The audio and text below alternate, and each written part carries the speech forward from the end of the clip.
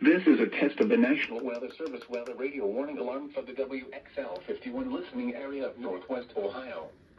During potentially dangerous weather situations, specially built receivers are automatically activated to warn of impending hazard. Tests of these receivers are normally conducted by the National Weather Service every Wednesday between 11 a.m. and noon. When there is a threat of or existing severe weather in the area, the test will be postponed until the following day. This ends the test of National Weather Service weather radio warning alarm.